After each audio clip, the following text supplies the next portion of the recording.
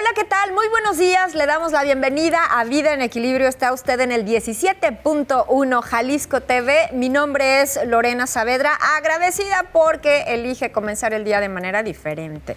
Especialistas en el estudio, nuestra clase de yoga y tips que seguramente serán de su interés. ¿Usted ha escuchado hablar de los estudios de tamizaje? Finalmente son los estudios de prevención, pero ¿sabemos cuáles son? A veces le sacamos la vuelta por miedo, por dolor, quizá por desinformación. Y para eso, bueno, pues le damos la bienvenida de una vez entrando de lleno con el tema del día de hoy al doctor Ricardo Mercado Limón. Él es ginecólogo oncólogo.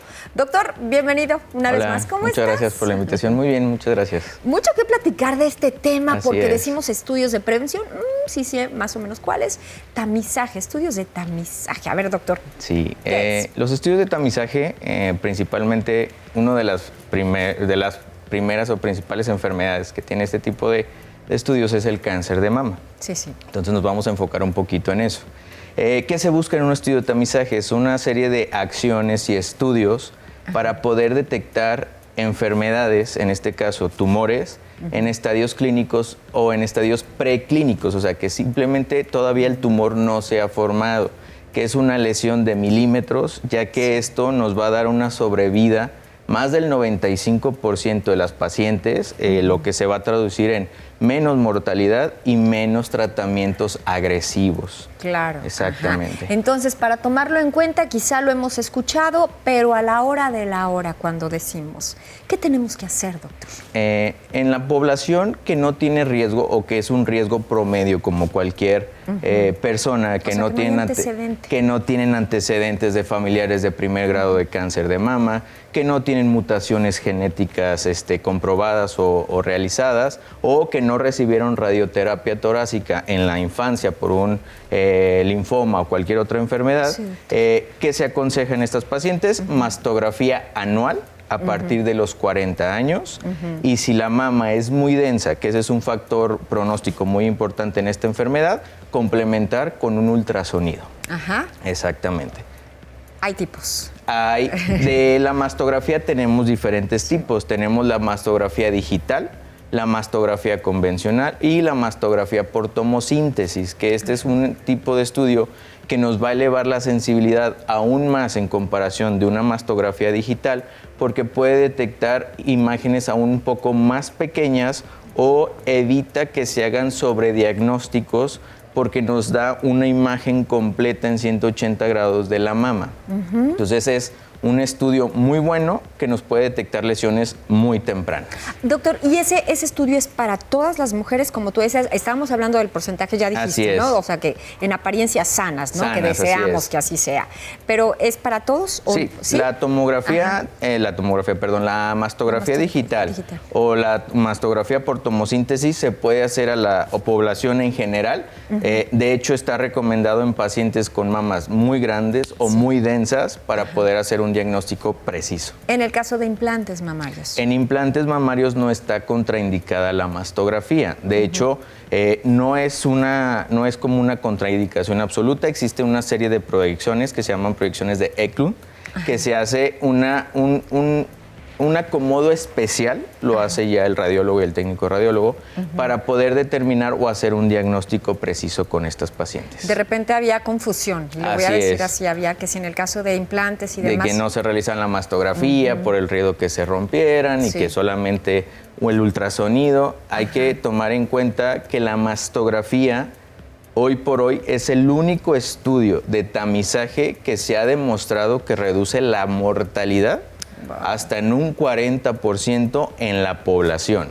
Entonces, no hay estudio que sustituya a la mastografía cuando está indicada. Ajá. Así de importante es este estudio. Y mira que lo dijo pausadito, fuerte y demás, para que amigas allá en casita nos quede muy claro.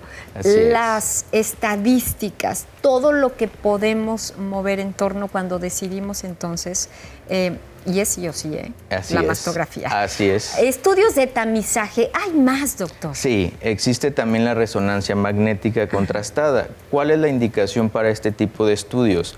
Pacientes jóvenes, En la juventud la mama es más densa, está compuesta por más tejido fibroglandular que por tejido graso. Entonces, la sensibilidad de la mastografía disminuye por ese tejido más denso. Entonces, ¿qué se recomienda con las pacientes jóvenes? Realizar una resonancia magnética, pero no le vamos a hacer resonancia magnética a todas las pacientes jóvenes. ¿Cuándo está indicado? Cuando tenemos antecedentes, ahora sí, de familiares de primer grado, mamá, abuela, con cáncer de mama o que ya está demostrada alguna mutación genética, principalmente los genes BRCA1 y 2. En el caso de pacientes así, con estas características, ¿a partir de qué edades? Se puede hacer a partir de los 25 años. Lo ideal es que si se hizo un diagnóstico del familiar a los 40 años, el tamizaje se debe de hacer 10 años antes de la edad en que se hizo al paciente más joven el diagnóstico. Entonces, si se hace diagnóstico a partir de los 30, pues a los 20. No está indicada menor de 25, entonces a partir de 25 años vamos a iniciar este tamizaje con resonancia en este tipo de población de riesgo. Con población de riesgo. Así es. Con todo el historial que ya cada quien debe saber. Otros tipos de tamizaje, doctor, porque de repente considerábamos ciertas cosas y me encanta que estés aquí porque nos estás abriendo todo el panorama de lo que va incluido en los estudios de tamizaje. Ultrasonido mamario. El ultrasonido mamario también se considera un método de tamizaje, pero aquí hay que recordar que todo ultrasonido que se haga es operador dependiente. Entonces, ¿qué aconsejo esto? Que de acuerdo al técnico o al radiólogo que realice el ultrasonido es la sensibilidad y especificidad que va a tener este estudio. ¿Qué les recomiendo en lo personal yo? Pacientes que van a mi consulta, porque llegan muchos con ultrasonidos, que son ultrasonografistas, que ni siquiera son radiólogos o radiólogos que a lo mejor no son expertos en mama y se puede pasar por alto cierto tipo de imágenes o cierto tipo de diagnósticos. ¿Qué les recomiendo yo siempre a mis pacientes? Realizar este tipo de estudios con radiólogos que tengan especialización o una alta especialidad en mama, en imagen de la mama. Ellos tienen mucha experiencia y mucha pericia para poder hacer diagnósticos precisos y van de la mano, vamos todos, para poder hacer un diagnóstico y un tratamiento para que la paciente esté muy bien a muchos años. Sí, claro, o sea, tener la certeza de que realmente es un especialista. Así es.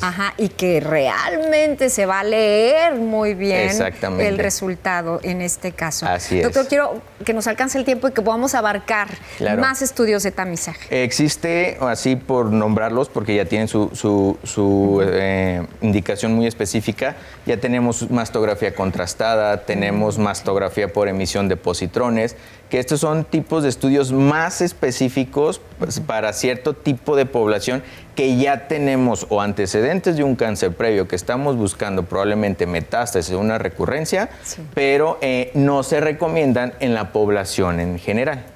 Así es. Entonces, ¿qué podemos concluir con todo esto? El tamizaje y la detección temprana salva vidas. Ahora sí que la mejor forma de tratar es prevenir, siempre en todas las pacientes. Siempre lo vamos a decir, ¿cuál es la mejor medicina? La prevención.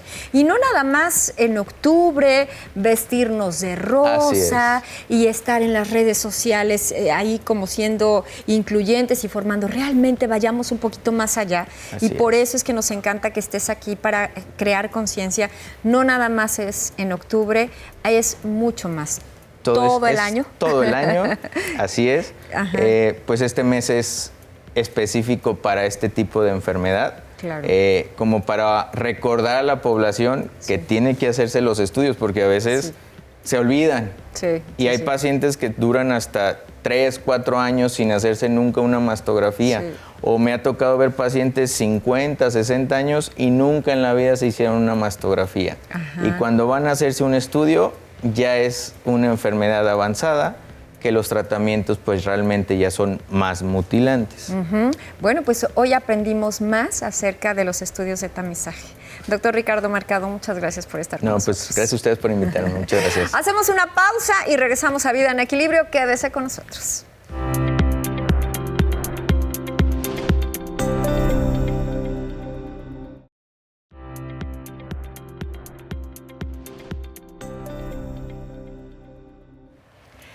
bueno que continúa con nosotros en Vida en Equilibrio. Miren, nos vamos a nuestra clase de yoga, la primera de 2 cápsulas. Y de regreso, platíqueme, ¿usted tiene hijos adultos?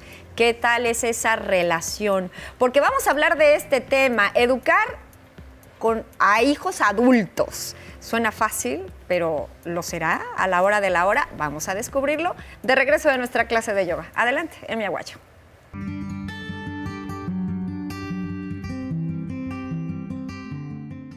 Hola, yo soy Emi Aguayo. Bienvenidos a un programa más de Vida en Equilibrio. Ya saben que nos da muchísimo gusto tenerlos aquí, que sigan los movimientos, ¿verdad? Para estar saludablemente juntos.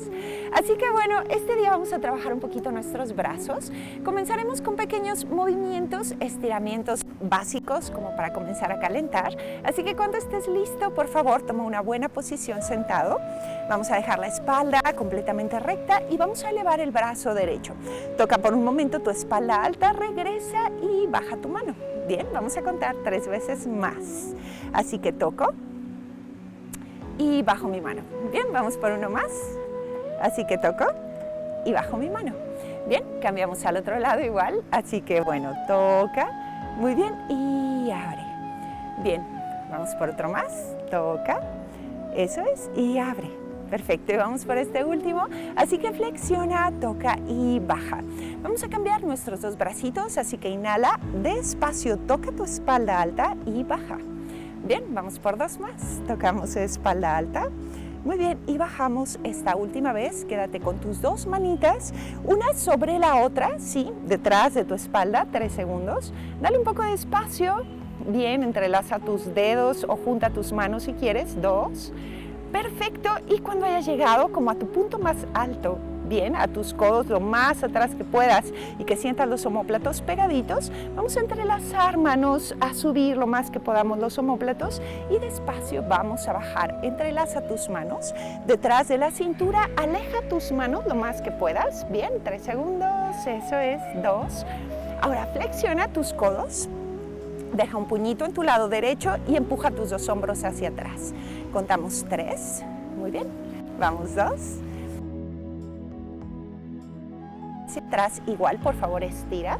Y cambia flexionando al otro lado. 2 coditos van hacia atrás cerraditos. Muy bien. 3. Eso es, vamos 2. Y despacio regresamos. Bien. Así que vuelve nuevamente 2 manitas. Y cuando estés listo, llevando tus manos al centro de tu pecho, vamos a llevar palmas de las manos despacio y vamos a pasar a 4 puntos. Bien, así que una vez que llegaste a 4 puntos, por favor, deja tus palmas de las manos. Bien, y vamos a comenzar despacio flexionando las rodillas. Cruzamos nuestras pantorrillas, bajamos un press y subimos. Vamos a contar 4 más. Bien, mete muy bien la pelvis. Piecitos bien en punta, contamos 3 más. Muy bien, vamos 2 más. Perfecto, y vamos por este último. Así que baja. Perfecto, y una vez que te hayas estirado, aprovecha para abrir los flexores un poco. Abre el pecho, cruza bien tus muslos. 3 segunditos, empújate más. Muy bien, 2. Perfecto, ahora de ahí de donde estás, dobla tus dedos de los pies, vamos a llevar nuestras manos ligeramente hacia atrás y ahora ahí en donde te encuentras, por favor, manteniendo si puedes los dedos de los pies doblados, abre las palmas de las manos y empuja hacia atrás, ¿bien? Vamos a contar solo 10 segundos, así que empujas, 10, 9, 8, 7, 6, 5, sigues empujando, 4, 3, perfecto, 2, muy bien, vamos nuevamente, una buena inhalación, abre los brazos y regresando despacio al centro de tu pecho, vuelve a bajar nuevamente 2 manitas hacia el piso. Una vez más, cruzamos nuestras pantorrillas, pasamos el peso a las rodillas, dejamos nuevamente barbilla en el piso, 1 y vamos a contar 4 más, presiona glúteos. Muy bien, 3 más. Eso es, 2 más. Y vamos por este último, ¿ok? Perfecto, vuelve a abrir tu pecho. Eso es. Y cuando hayas llegado ahí despacito, abriendo un poquito más tal vez, vuelve a doblar deditos de los pies y nuevamente vamos hacia atrás. Bien, encuentra un buen punto de equilibrio, abre bien tus manos y empújate atrás.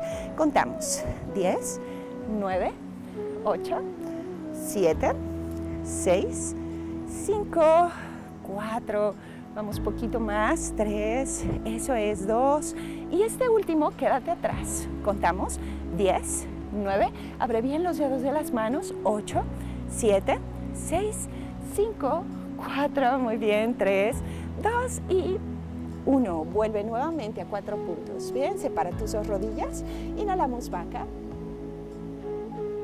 Vamos a exhalar gato. 2 veces más. Gato. Última vez. Perfecto. Y regresa nuevamente. Muy bien. Y vamos a dejar por un momentito nuestras dos rodillas. Bien. Así que descansa un poco en lo que vamos a un corte y regresamos con más movimientos para ti.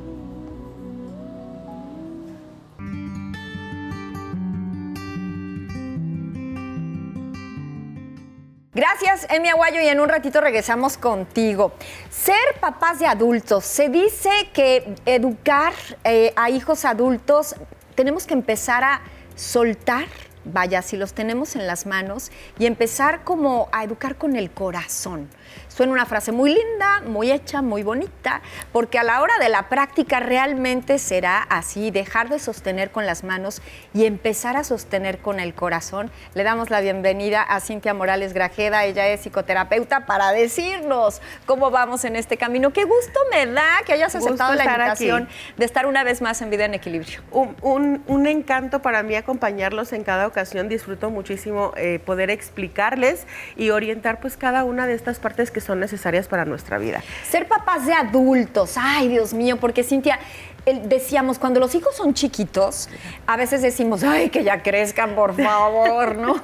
Y de repente hay quien dice, no sabes lo que dices, o crecen los hijos y conforme crecen los hijos, crecen... El conflicto, sí. Sí, pues bueno, realmente les explico, no es que crezca el conflicto, cada etapa es un reto, cada etapa definitivamente tiene algo que tenemos que trabajar y que tenemos que orientar. Definitivamente lo que tenemos que hacer conciencia es que aunque van cambiando por momentos, nuestra orientación va a seguir estando presente, el amor va a seguir estando presente, simplemente se va a transformar en acciones. Y pues definitivamente tú decías, suena sencillo, pero no lo es. Suena muy bonito, pero a la hora, de repente, ¿cómo saber cuál es el momento de dejar de ejercer el control? Porque muchas veces el control, ¿no? Totalmente. Nada más quiero saber dónde estás, pero en el fondo hay control. Sí. Y que de repente ya no obedecen de la misma manera. O sea, Cintia... Las llamadas, ¿no? ¿Cuántas mamás nos encontramos donde son llamadas de 3 veces al día? Quiero saber qué estás haciendo, quiero saber si estás tomando buenas decisiones, o imponer lo que yo considero que es una buena decisión. Ajá. Cuando realmente es que ahí se tiene que transformar. La semilla que tú sembraste hace muchos años ya quedó y empieza a florecer de tal manera que empiezan a tomar decisiones y evidentemente conforme van decidiendo se van a ir equivocando. Claro, y como papás, como dicen como padres, ¿dónde duele más en los hijos, no? Sí. Entonces, que se equivoquen, que se resbalen, que se tropiecen, duele. Y yo alguna vez escuché decir, Cintia, decían, conmigo, sin mí, y a pesar de mí, si se caen, se van a caer. Así es. Pero ¿cómo aceptarlo? ¿Cómo le hacemos? Al final del día es ir con ellos transformando parte de nuestra vida, transformarla a lo que son ellos en la actualidad, ¿no? Sí. No es que vayamos a estar de acuerdo con ellos siempre o vayamos a permitir todo el tiempo, sino es que simplemente vamos a entender que eso que nosotros ya enseñamos va a empezar a correr por cuenta propia y que ellos van a ir tomando el punto de sus decisiones y se van a ir equivocando. Sí. Ahora, tenemos que ser bien conscientes que en la educación se va a transformar de control a confianza. Lo que yo controlaba, lo que yo antes sostenía con mis brazos y era capaz de observar la trascendencia de las acciones y medir y educar para que ellos estuvieran seguros, ahora eso va a cambiar a confiar en que esa persona es un adulto y va a tomar decisiones que conmigo, sin mí y a pesar de mí, va a tener consecuencias. A ver, Cintia, qué bueno que estás aquí porque nos puedes apoyar a darnos como una idea de cómo vamos en ese camino o qué hacer para entonces lograr de verdad esa buena relación, ser padres de hijos adultos en armonía. Claro. Ajá, y soltando Oye, el control. eso que dices es bien importante, en armonía. Tomemos en cuenta que cuando somos papás de adultos, ellos ya no van a tener todo el tiempo del mundo que antes tenían para nosotros, pero que ahora la convivencia se convirtió en algo de ser de autoridad, hacer algo que tenía que pasar a elección. ¿Cómo va a ser a elección? Cuando los dos pongamos de nuestra parte y elijamos convivir y participar desde el amor, pues ahora sí que alimentando nuestro afecto, nuestra convivencia, nuestro respeto, y eso solamente va a pasar si ambos, papás e hijos, participamos. Esas ideas de, es que si mi hijo no me habla, no lo busco, es que si mi hijo no me atiende, si no está él para mí, yo no lo voy a hacer. Bueno, eso ya quedó en el pasado. Sí. Si yo quiero que mi hijo desde la adultez siga estando para mí, yo también tendré que buscarlo en reciprocidad al mismo nivel. Vamos a hacer una pausa. Hoy estamos hablando de ser padres de hijos adultos. Está con nosotros Cintia Morales, psicoterapeuta. Danos algunos tips para lograr esa armonía. Claro que sí, con Ahorita todo gusto. regresamos. Una pausa y regresamos a Vida en Equilibrio. Quédese con nosotros.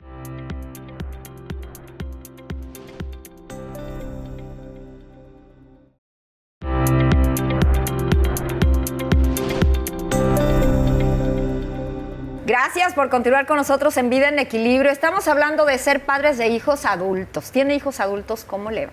¿Cómo vamos en ese tema? Porque hoy estamos aprendiendo muchísimo con Cintia Morales Grajeda, psicoterapeuta. Cintia, decíamos, ¿cómo saber que vamos por un buen camino? Okay. ¿Cómo aceptar que ya crecieron? Ajá.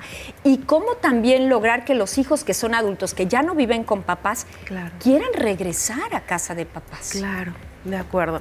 Bueno, familia, tome nota, porque esto es importante. Es como una lista es un checklist A ver. para que nosotros hagamos conciencia qué está pasando en la vida familiar y si verdaderamente lo estamos haciendo de la manera más sana. Ajá. Para empezar respetamos las decisiones que toman nuestros hijos sin importar cuál vaya a ser el resultado. Orientamos desde el amor y desde el respeto para ellos. Buscamos y promovemos la convivencia aun cuando no estemos de acuerdo 100% con la vida que ellos tienen. Aceptamos y hacemos pausas y hablamos de nuestras emociones. Ojo, esta es bien importante, porque hay un tabú bien importante alrededor de la educación tradicional, donde el papá era la autoridad, todo ese margen de gloriosidad y de respeto. Porque lo mando yo. Exacto. ¿No? Así era. Exactamente. Ajá. Y entonces no existía una emoción inteligente con respecto a me hago responsable de las mías y te hago responsable a ti de las tuyas y trabajamos desde la empatía. Ajá. Pero ahora, en esta cultura, cuando nuestros hijos crecen y se dan cuenta que las emociones son importantes y más ahora que están en auge en la actualidad, sí, para vincularnos de forma sana tendremos que aceptar nuestras emociones y las emociones de nuestros hijos. Ay. Evidentemente, para que esto pase, pues tendremos que también reconocer errores, tendremos que tener la capacidad también de escucha, incluso de cosas que no nos gustan.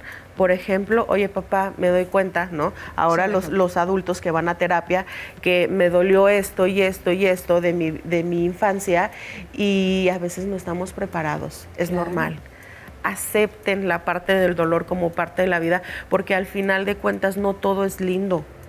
El dolor es parte de esa aprendizaje, claro, ¿no? Incluso en el arte, sí, no puede haber luz si no hay oscuridad, sí, es necesario. Cintia, qué importante es entonces definitivamente sí trabajarlo, claro, de la mano de un profesional, porque a lo mejor son adultos que crecieron guardando por ahí cierto, claro, rencor con los papás, que no sabían cómo educar, claro, que hicieron lo mejor que pudieron con las herramientas que tenían en ese momento, y entonces se va creciendo con ese... Sí, con esa sensación, con ese aprendizaje. Ajá. Y ojo, es un reto.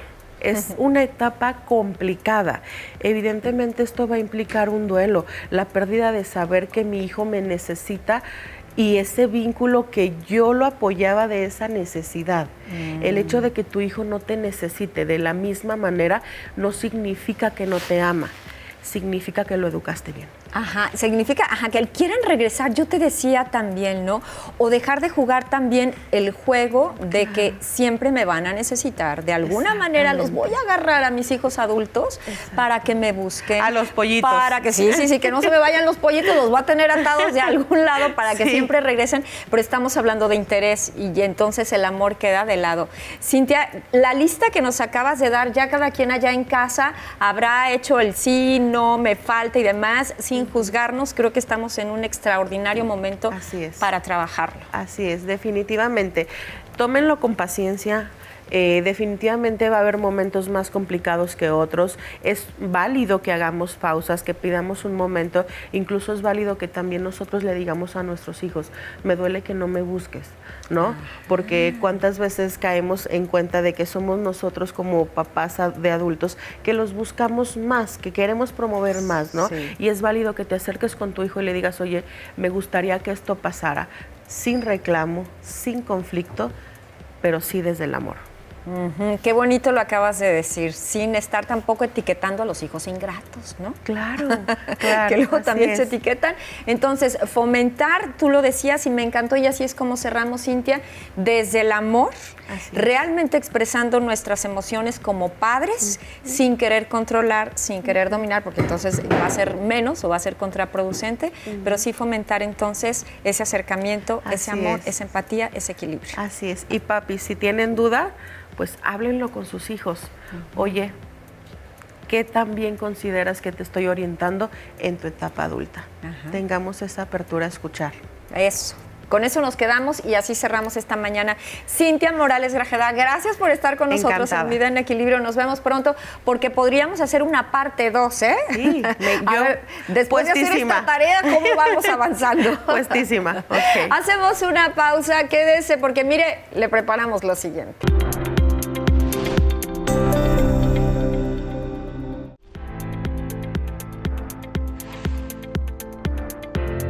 Cuando eliges frutas y verduras de temporada, no solo cuidas tu salud, también cuidas el planeta. Comprar en mercados locales y llevar tus propios recipientes reduce el transporte y el plástico, y de paso apoyas a los productores de tu comunidad. Comer consciente es una forma deliciosa de hacer la diferencia.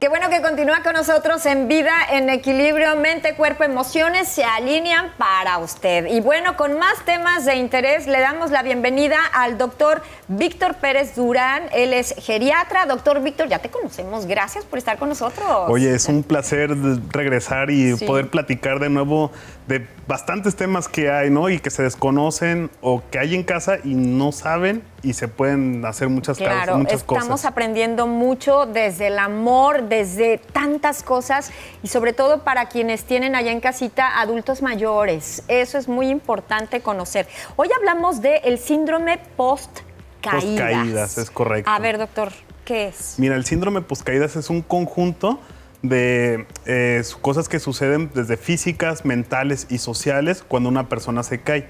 En pocas palabras, ¿qué es? Miedo a volverse a caer. Suceden personas que se cayeron por alguna u otra causa que las vamos a hablar más adelante. Sí, claro. Y es miedo a volverse a caer, que nos puede llevar a otras causas u otras complicaciones en esos pacientes, ¿no? O sea, lo decíamos como un círculo vicioso, ¿no? Exacto, puede ser un círculo vicioso. ¿Qué pasa? El paciente o la persona se cae, tiene miedo a volverse a caer, hay inmovilidad. La paciente o la persona no se quiere levantar de la cama, no se quiere levantar de la silla, no se quiere mover. ¿Qué pasa? Sucede debilidad muscular. Hay debilidad muscular. ¿Qué pasa, Lore? Tú me dirás, cuando una persona hace ejercicio es para fortalecer músculos, ¿no? El músculo incrementa. Sí. Nosotros fortalecemos músculos caminando, haciendo ejercicio, actividades. Si no se usa, se atrofia ese músculo y nos puede llevar a esa debilidad muscular y a padecer otra caída y otras consecuencias, que a lo mejor será otro tema de otra plática, ¿verdad? Sí, claro. Pero puede ser un círculo vicioso. Ajá. A ver, doctor Víctor, por supuesto que todos en cualquier momento, si hemos sufrido alguna caída, por supuesto que está latente el miedo a, ¿no? O sea, si me tropecé en tal lugar, en tal calle, con tal tope, lo que sea, y volvemos a pasar por ahí, claro que está presente ese miedo. ¿Hasta qué punto es normal, y lo voy a decir entre comillas, o realmente debemos, se trata del síndrome? No, mira, qué buena pregunta me haces, doctor. porque dices todos. Aquí nos estamos enfocando en los adultos mayores, Sí. a partir de los 60 años de edad. Todos hemos tenido una caída y todos hemos tenido algún miedo, ¿no? Vamos en bicicleta, nos caemos y tenemos miedo a volver a montar la bicicleta o pasar el tope donde nos caímos, etcétera. Esto es algo esperado, es algo esperado después de una caída. ¿Cuándo ya no es normal? Cuando el paciente ya no se quiere mover, cuando ya está bastante tiempo en cama, a lo mejor la cama se duerme en la noche y en el día quiere estar todo el día en la cama, quiere estar todo el día en la silla. Aquí ya no es normal. O sea, cuando tiene las posibilidades de hacerlo, entiendo. Mejor no lo doctor. pudiste haber dicho. Ajá. Cuando el paciente es independiente, él hacía sus actividades de la vida diaria, se cocinaba, ponía la mesa, etcétera, se bañaba y ya dejó de hacer estas actividades. Ahí ya tenemos que buscar un foco de preocupación en la familia. Y lo digo, Víctor, sin apariencia o sin motivo aparente, o sea, o que no lo dice. No lo dicen, no lo dicen, es parte del diagnóstico que hacemos los geriatras, ¿verdad? Que a lo mejor un poquito más adelante podemos platicar de ese diagnóstico. ¿Cómo se hace el diagnóstico? ¿Cómo puedo sospechar, como bien lo mencionamos, que mi familiar tiene un síndrome poscaídas?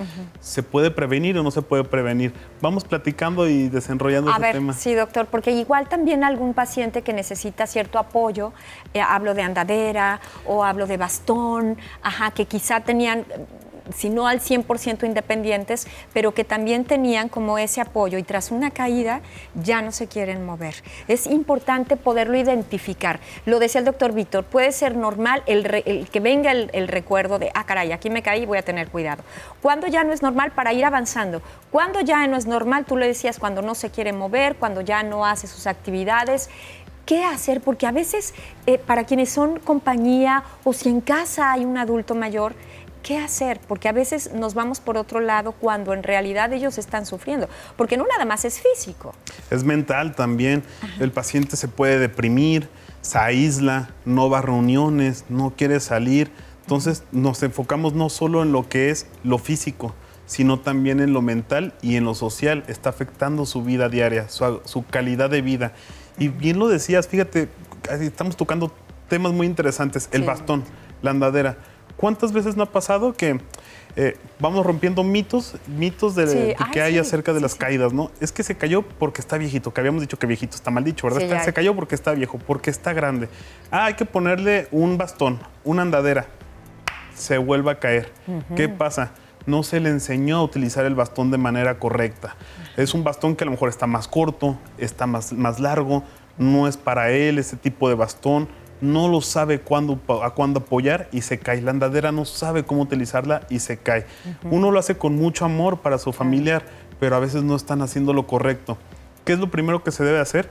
Cuando ves estos signos que dices, me preocupa que ya no se quiera levantar de la cama, que ya no quiera salir, no se quiera vestir, no quiera bajar las escaleras para comer. O puede ser también que el bastón y la andadera era temporal mientras se recuperaba y ya podía o ya puede caminar por sí solo y se niegan a dejarlo. Claro, exactamente, puede ser.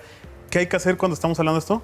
Ahora sí acudir a un profesional, acudir con el médico geriatra para valorar qué está sucediendo con ese paciente. Ese es el momento y ahí lo vamos a dejar porque vamos a hacer una pausa, ¿sí? Claro que sí. Vamos a hacer una pausa y regresamos. Quédese con nosotros. Estamos hablando del síndrome post-caídas en el adulto mayor. Ahorita regresamos.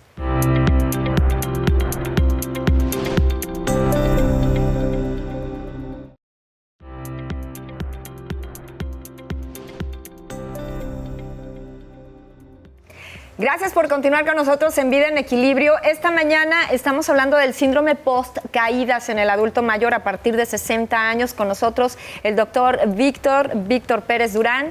Qué bueno que continúas con nosotros, doctor, porque todavía hay mucho que platicar. Mucho. A ver, doctor, nos quedábamos justamente en los focos de alerta, cuando ya decías, este es el momento de acudir con un especialista, en este caso contigo. Es correcto. Bien lo mencionamos anteriormente. Cuando mi familiar ya no quiere salir, no quiere hacer sus actividades de la vida diaria, ya no se quiere bañar, no quiere pararse a hacer el alimento o a pararse para ir a comer a la silla, etcétera, es momento de acudir con el especialista. Ajá. ¿Qué sucede una vez que se lleva al paciente con un especialista? ¿Cómo se hace el diagnóstico? Muy bien, el diagnóstico lo hacemos, te diría, de manera sencilla, pero a ver, es un reto. Muchas veces es un reto porque no se comunica. Muchos adultos mayores no te van a decir, doctor, tengo miedo a caerme, ¿verdad? Hacemos unas preguntas. Una, ¿cómo fue la caída? ¿Fue en la calle? ¿Fue en la casa? ¿Y en qué parte de la casa? ¿Sabes que la mayoría de las caídas son en casa? En cocina, en el baño y en el cuarto. Y muchas de estas caídas se pueden evitar. O fue en la calle, se tropezó. Sabemos que muchas veces las vialidades no están en unas buenas condiciones y se tropieza la persona. ¿Fue a levantarse de la silla o fue cuando estaba haciendo alguna actividad? Siento que las piernas le fallaron. Muchas veces también le preguntamos, ¿tienes miedo de volver a caerte? Ah, sí, doctor, tengo miedo. ¿Algún cambio en los medicamentos que hayas hecho recientemente? ¿Te agregaste algún medicamento? ¿Retiraste algún medicamento? Y hacemos unas pruebas en el consultorio también. O sea, hay unas que se llaman Time Up and Go, que es el paciente se para, camina, evaluamos la marcha, el equilibrio, evaluamos qué tanto riesgo de caídas puede tener y hacemos algunas escalas preguntando para ver si el paciente pudiera tener algún trastorno como un síndrome de depresión en el paciente, que también la depresión nos puede llevar a caídas. Ah, también, o sea, también. La depresión. Ajá. Y por eso tú le decías al inicio de la charla, es como un círculo, Es un ¿no? círculo, Ajá. es correcto. A ver, entonces son muchos los motivos por los cuales el paciente puede caerse. Ajá. Son varios motivos. Si me permites, lo voy a dividir en dos. Está el intrínseco y el extrínseco. ¿Qué significan estas palabras? Intrínseco, todo lo que la persona tiene, por así decirlo, o es parte de la persona. Puede ser desde que los lentes no están bien ajustados, hay un déficit visual, y no solo si utiliza unos lentes, a lo mejor la iluminación en la casa es un poco deficiente y se le dificulta ver al paciente por dónde va. Hay barreras arquitectónicas. ¿A qué me refiero barreras arquitectónicas? Hay tapetes, hay algún cable, hay algún mueble que se puso en un lugar que el paciente desconoce. De acuerdo, hay agua, etcétera. El calzado. ¿Qué pasa? Muchas veces el paciente utiliza calzados, sandalias, chanclas, chancletas que le quedan flojos y entonces cuando sube, baja escaleras, se le llega a salir el zapato, no utiliza un zapato ajustado y se puede caer. Mencionábamos, a lo mejor está utilizando un bastón de manera inadecuada, está tomando medicamentos que te pueden dormir más, que te pueden bajar la presión arterial, etcétera. Y tenemos los extrínsecos, ¿no? Los extrínsecos, como bien mencionábamos, son estos déficits visuales, alteraciones en el piso, etcétera. A ver, y una vez que se hace el diagnóstico, doctor Víctor, ¿hay tratamiento? ¿Qué se puede hacer? Tú decías, la gran mayoría de las caídas que suceden en casa se pueden evitar. Se pueden evitar y se puede tratar esto, es la buena noticia. Se puede evitar y se puede tratar. ¿Cómo se puede evitar? Hacemos una evaluación rápida en la casa de 10 minutos, vemos si hay tapetes sueltos, si hay escalones, si no utiliza si te utiliza una silla para bañarse, etcétera. Evaluamos medicamentos que está tomando y a lo mejor tiene, como hablamos una vez, polifarmacia, vamos evaluando qué medicamentos a lo mejor ya podemos retirar o le pueden hacer menos daño al retirarlo que al estarlos tomando. Bien, ejercicio también, ¿qué tanta actividad hace el paciente? Son maneras de prevenir estas caídas que nos llevan al síndrome postcaídas. Oye, doctor, y una vez que mi familiar se cae, veo que no se para de la cama, de la silla, ¿qué puedo hacer? Vamos acudiendo con el geriatra y se puede tratar esto. ¿Cómo? Qué buena noticia. Rehabilitación física. En geriatría se trabaja en conjunto con otras personas. Es un equipo multidisciplinar. Mucho lo que es rehabilitación física, ejercicios multicomponentes se llaman. ¿Qué se evalúa aquí o qué se trata? Fuerza, equilibrio, marcha para el paciente. Terapia psicológica pudiera servir y vamos evaluando medicamentos y es un conjunto que no es de un día para otro. A lo mejor vamos a tardar 4 semanas, 3 semanas. Hay que individualizar mucho a la persona. Estamos tratando a la persona o trato yo a la persona, no la enfermedad, que puede ser distinta en cada una de las personas. Claro, y en todas es diferente, Y en todas es diferente. Dar el apoyo. Doctor Víctor, muchas gracias por estar con nosotros. Lore, un placer de nuevo estar aquí contigo. Doctor Víctor Pérez Durán, él es geriatra esta mañana con nosotros y a tomar en cuenta todos esos tips que nos has compartido. Y hay más temas que tratar, doctor. Hay más temas que tratar. Entonces nos vemos pronto, ¿sí? Que así sea, nos vemos pronto. Y bueno, vámonos a nuestra clase de yoga hablando de lo importante que es hacer ejercicio. Emi Aguayo, adelante.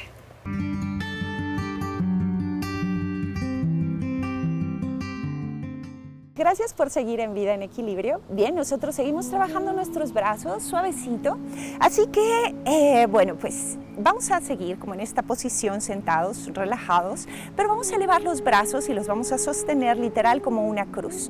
Bien, lo ideal sería que tus manos estuvieran súper firmes y vamos a comenzar solamente a hacer círculos hacia atrás.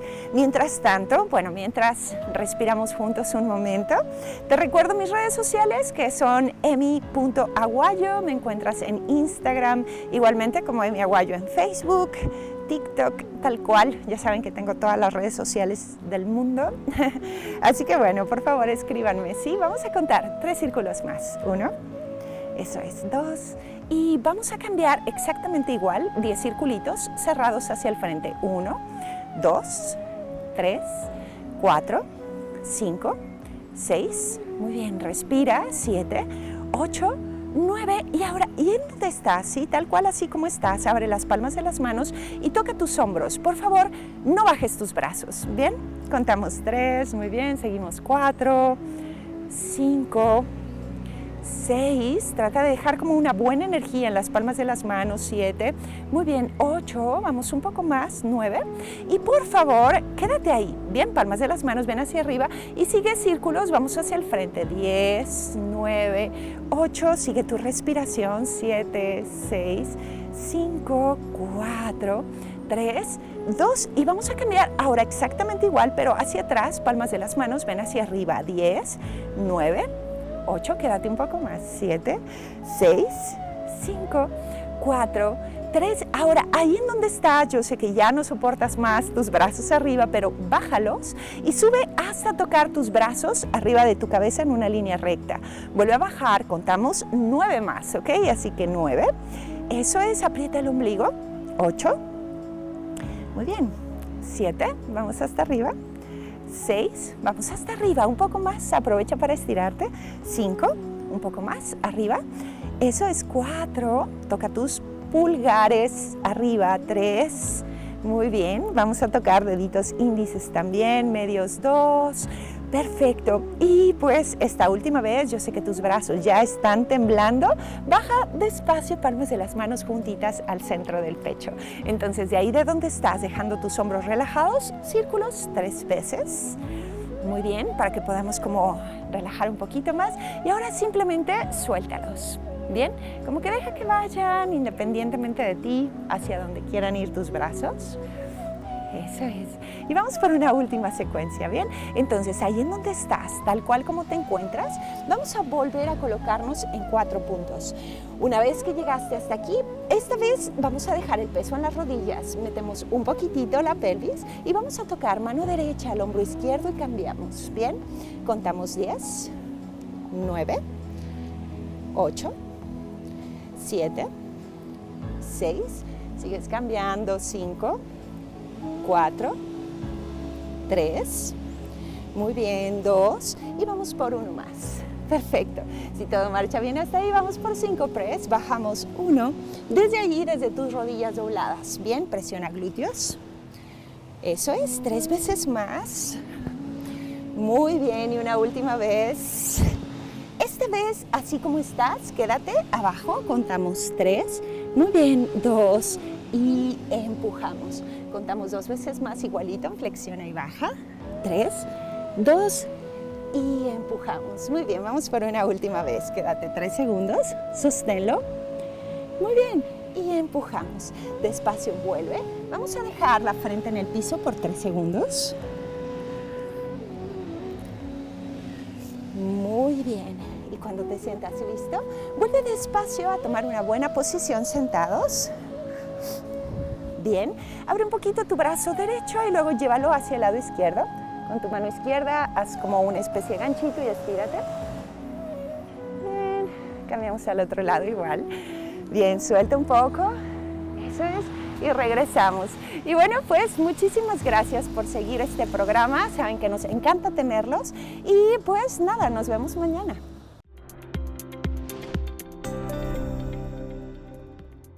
Gracias, Emi Aguayo, por la práctica del día de hoy. Y mire, a nombre de este gran equipo de trabajo, le damos las gracias por acompañarnos. Mi nombre es Lorena Saavedra y lo invito para que se quede también en compañía de la programación de Jalisco TV, que seguramente será de su interés. De mi parte, que tenga un maravilloso día.